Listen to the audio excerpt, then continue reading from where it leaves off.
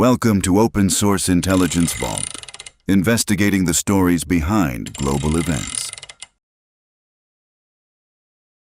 Strait of Hormuz, the mother of all choke points.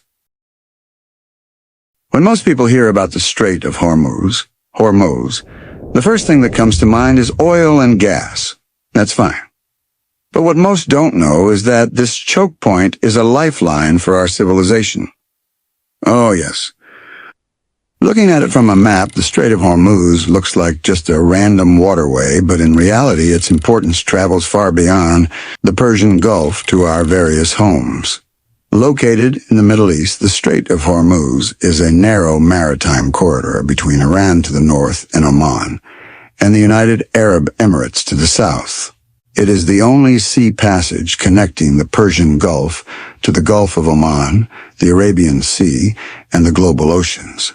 Despite its small size on a map, the Strait of Hormuz is highly sensitive. So sensitive to the extent that any disruption of shipments through this narrow waterway will directly affect energy markets and international shipping. Every hour, massive tankers carrying millions of barrels and critical resources from the world's largest energy-producing countries navigate this narrow waterway. From Asia's manufacturing giants to Europe's energy-dependent economies and Africa's growing markets, these shipments are the backbone of the systems that every civilization depends on. This is why the Strait of Hormuz is more than just a name on a map. Most people associate the Strait of Hormuz with only one thing, which is oil. And it's fine, however. Let's look beyond the oil tankers and uncover the bigger picture.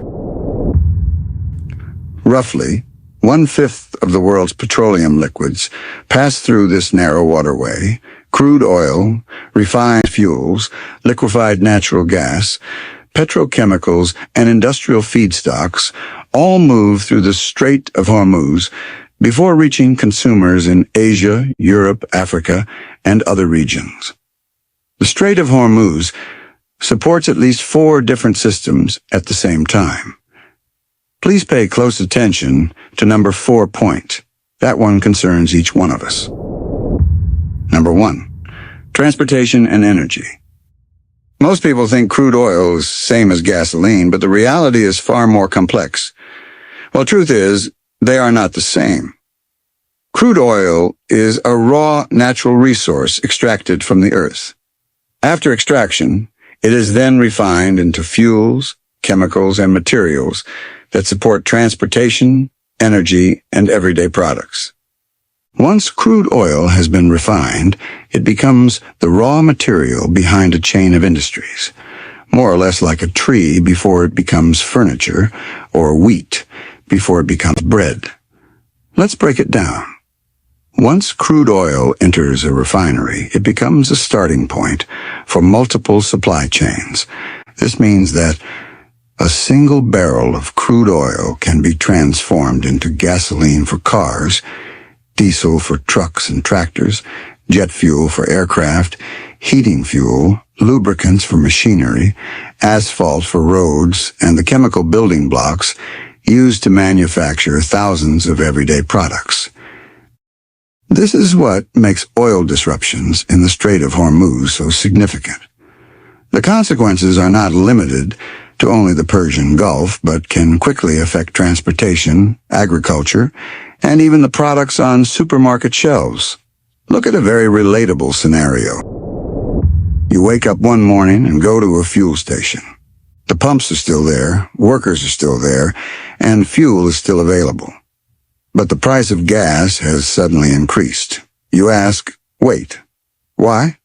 Did the world run out of fuel? In most cases, we end up blaming the government or whoever we can for high gas prices. But sometimes it is not necessarily about the government or the amount of oil left underground.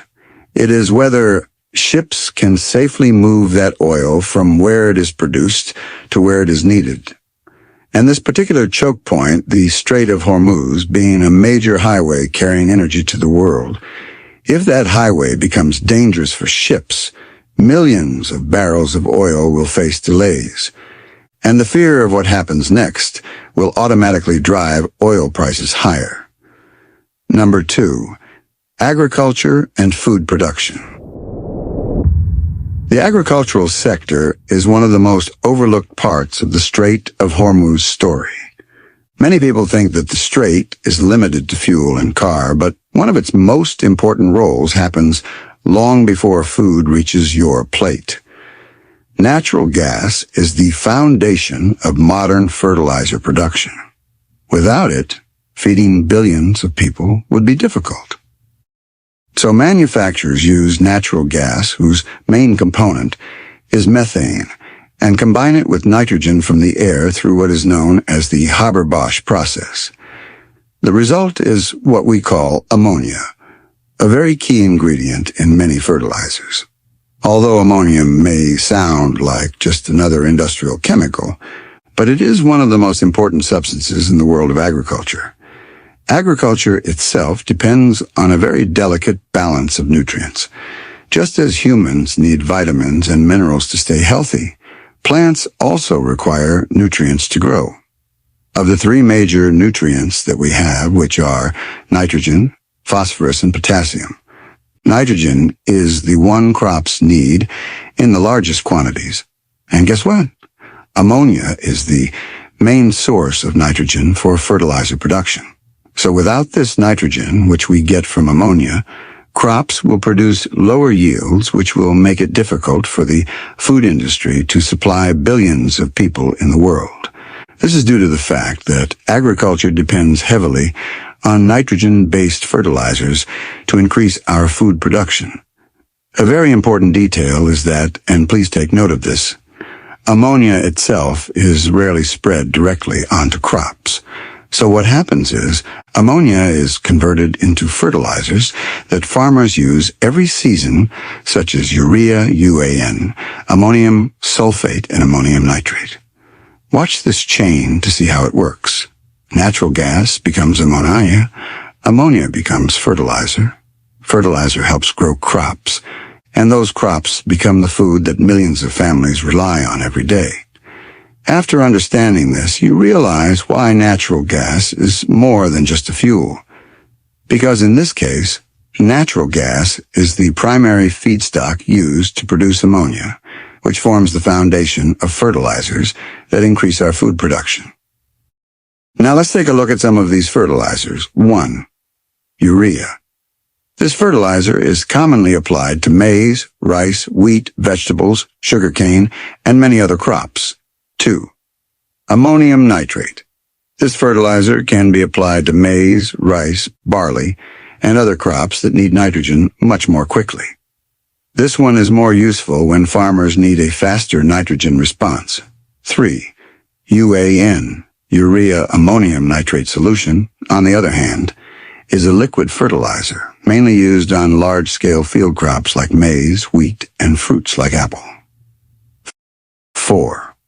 Ammonium sulfate is another important fertilizer that supplies both nitrogen and sulfur.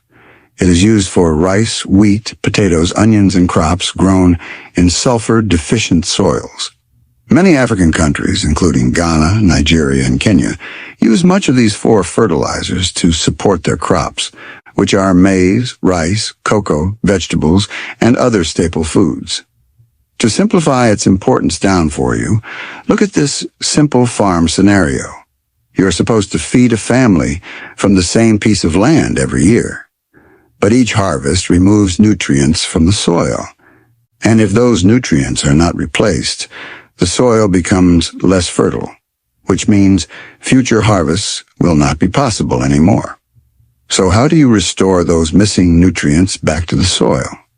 These 4 nitrogen fertilizers mentioned above, namely urea, UAN, ammonium sulfate, and ammonium nitrate, are the ones to restore the nutrients, nitrogen, that the crops remove from the soil during harvest, making it possible for you to maintain a productive farmland. Simple as A, B, C, D. So you see, any disruption in the Strait of Hormuz can travel all the way to our farms. Another part of the problem is fertilizer production will become expensive, and fertilizer supply will eventually decrease. farmers will face a difficult dilemma: to spend more on fertilizer to maintain food production, or to use less on fertilizers and risk lower yields. I don't know which way it will go, but one thing is certain. Whichever direction it goes, billions of people pay the price. Number 3. Electricity and energy security. Another critical product that passes through the strait is liquefied natural gas, commonly known as LNG. What it means is, natural gas normally exists as a gas, making it difficult to transport across oceans because it takes up a very huge amount of space. To solve this problem, engineers will cool natural gas to about minus 162 degrees Celsius, minus 260 degrees Fahrenheit. At this temperature, the natural gas turns into a liquid and shrinks to about 1/600th of its original volume. Let me break it down for you. If you try to transport hundreds of balloons filled with air, that would take enormous space. So you compress all that air into a small container. That is basically what liquefying natural gas means. To liquefy the gas, LNG stands for liquefied natural gas. Qatar is the world's largest exporter of LNG, and almost all of its LNG carriers must use the Strait of Hormuz before reaching international markets. These LNG shipments coming from Qatar help generate electricity, heat homes, fuel industries, support manufacturing, among many others. In Asia, for instance, major importers such as Japan, South Korea, India, and China depend heavily on these LNG shipments to fuel power stations, industries, and urban centers. In Europe, too, countries such as Germany, Italy, and Belgium import Qatari LNG as part of their energy mix to generate electricity, heats their homes during winter, and powers factories producing steel, chemicals, glass, and countless manufactured goods.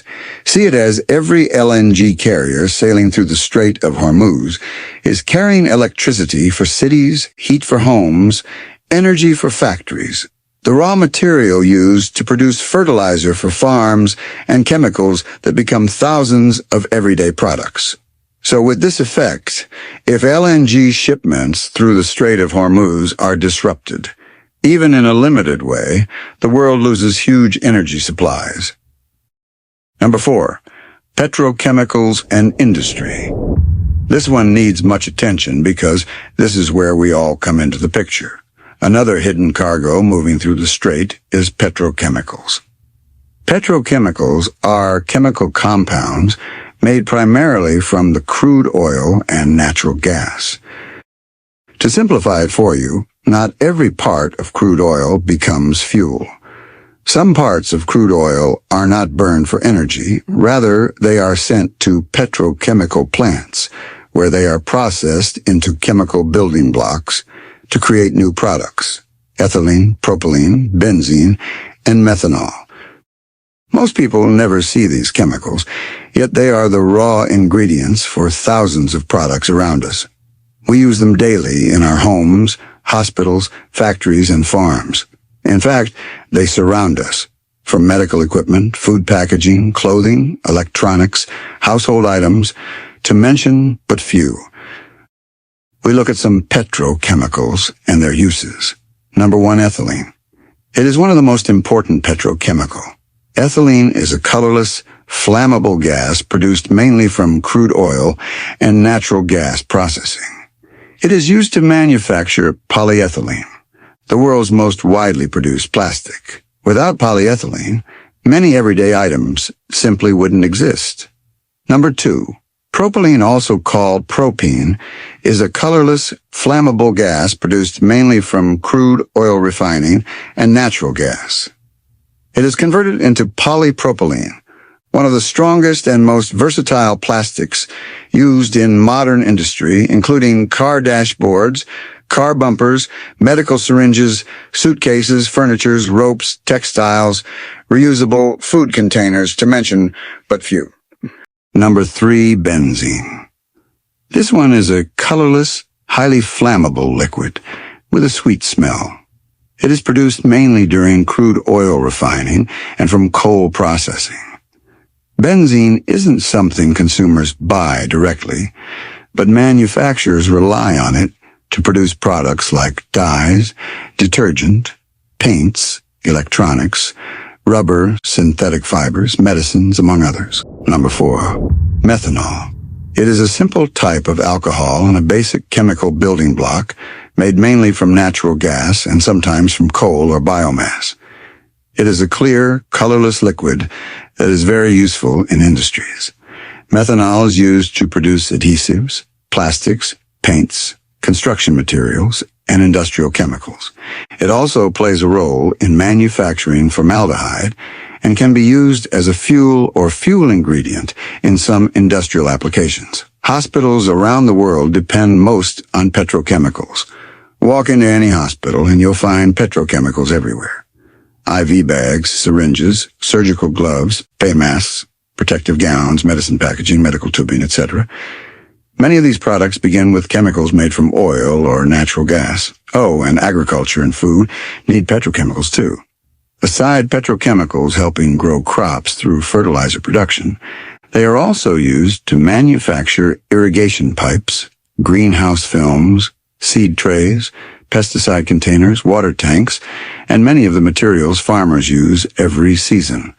Electronics also need petrochemicals. Look around your room, starting with your phone, laptop, television, Wi-Fi router, charging cables, and more. Almost every electronic device contains plastics, insulation materials, adhesives, or synthetic components made from petrochemicals. Assuming every vehicle became electric tomorrow, petrochemicals would still be essential.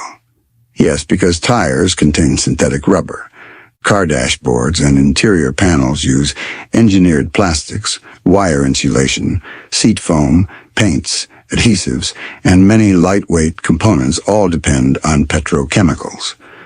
Oils aren't just the fuel inside the car, they're part of the car itself. So you see, the Strait of Hormuz helps move not only energy, but also the raw materials behind modern manufacturing and thousands of everyday products. One will ask, why do all these critical shipments need the Strait of Hormuz?